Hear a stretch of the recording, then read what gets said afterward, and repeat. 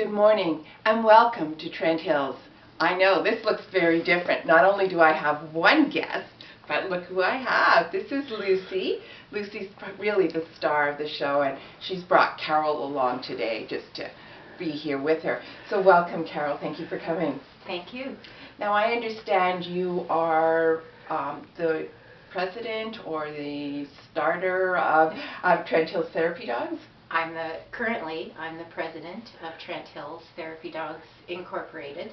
We're a therapy dog organization that operates in the local area of Trent Hills, and therapy dogs have been in Trent Hills for 25 years under one organization or another, and currently we are Trent Hills Therapy Dogs Incorporated. So this is Lucy, and what can you tell us about Lucy, who is looking very stylish today? She's got on her best bow. So what would you tell us about Lucy? Lucy is an almost 11-year-old golden doodle. She came to live with me when she was 5 because her family moved away from Canada. She is the only dog that my husband and I have. During the first year that I had her evaluated as a therapy dog. And for the past 5 years, we've been visiting at nursing homes and the hospital in the local area. So yeah, I saw that you do visit the school, you visit nursing homes or residences, and the hospital. How do the patients and the children react? I mean, you know, what is their response to Lucy? Because I mean, first of all, she's lovely. She's very, very calm. She's lovely to touch. She's got such a silky coat. How do they react, and what is their initial response to the dog? Eagerness to meet her, to pet her. But I have to say that I think the biggest quality of a therapy dog is their ability to de-stress a situation. So it makes everyone feel a little better when they're petting a dog.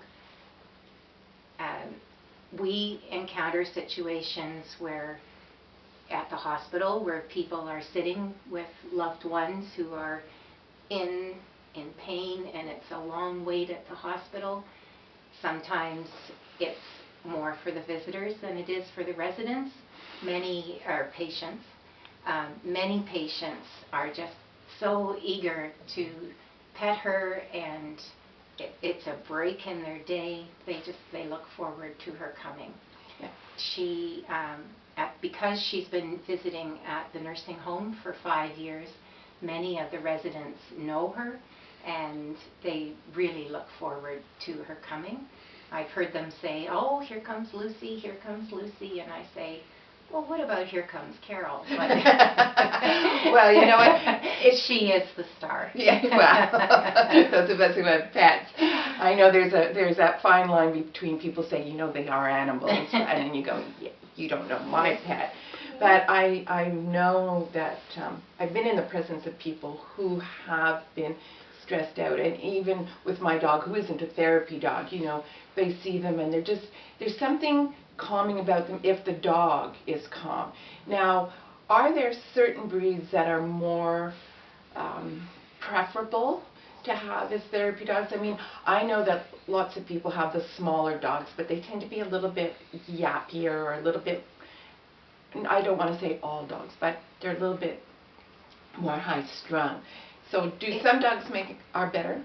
It's not necessarily the breed of the dog that makes a good therapy dog. It's the behavior and the personality of the dog.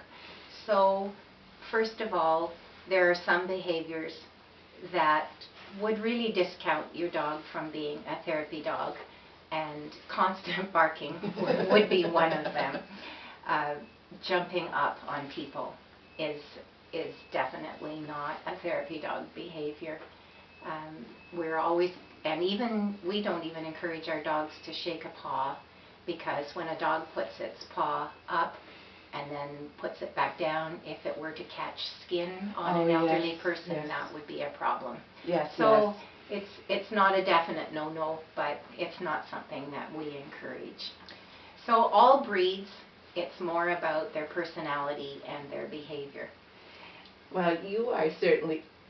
Are you a little bored with being the center of attention? You're She have a big yawn. Yeah. She does that sometimes. So do some people have a preference when you, do you bring more than one dog at a time, and do people have a preference for either a big dog or a little dog or a yellow dog or a brown? No, but you know, It's true.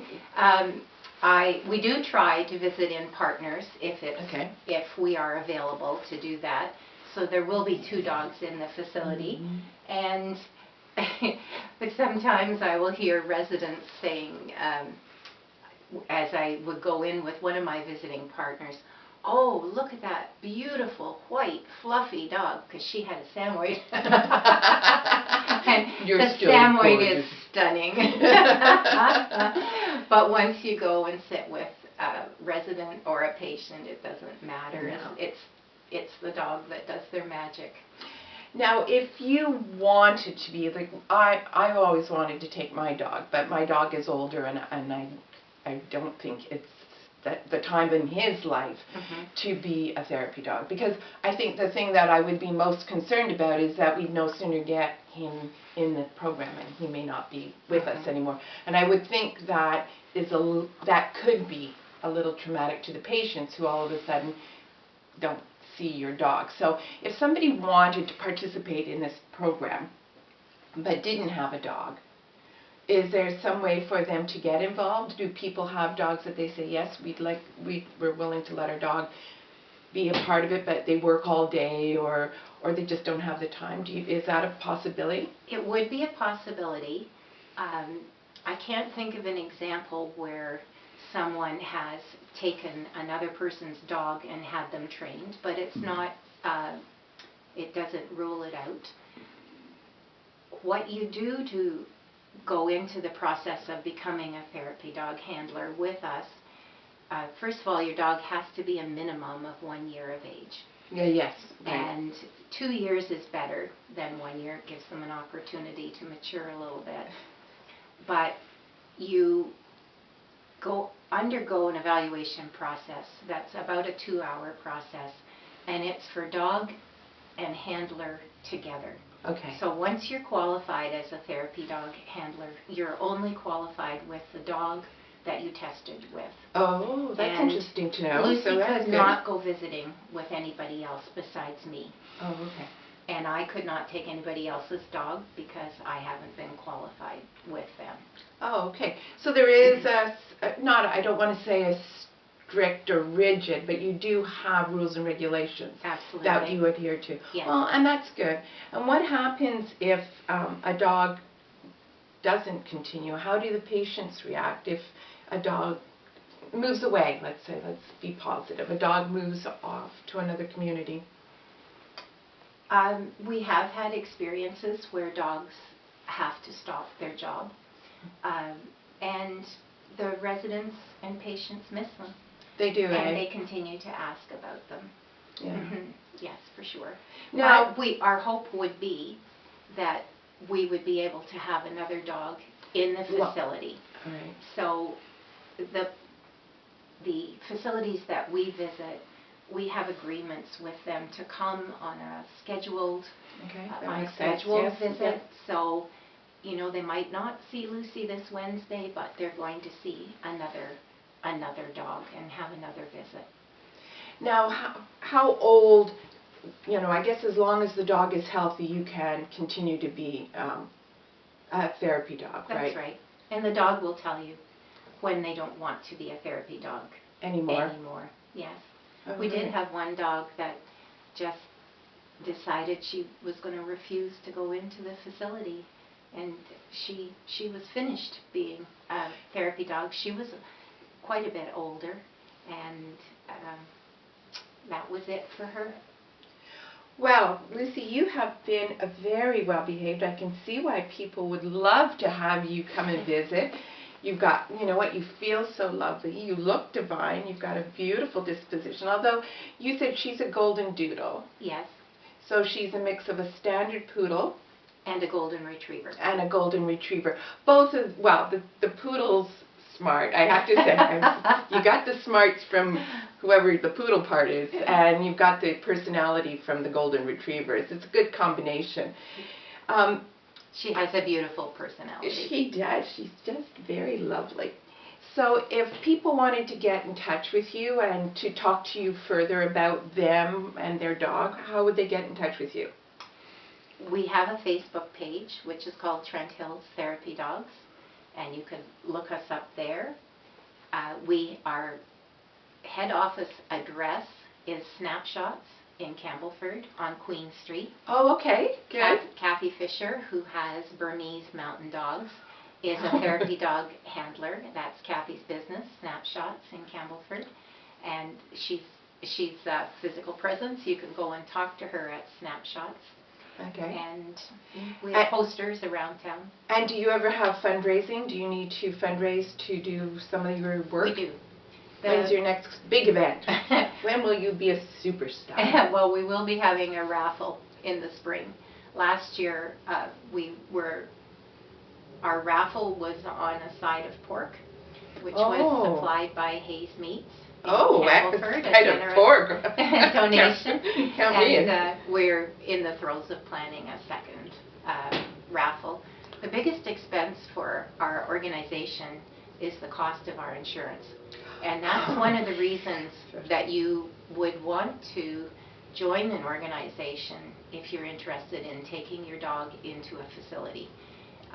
You are covered by group insurance, and then also you are with like-minded people. We have some education about therapy dogs, and it's nice to be known as the organization in the community. Excellent.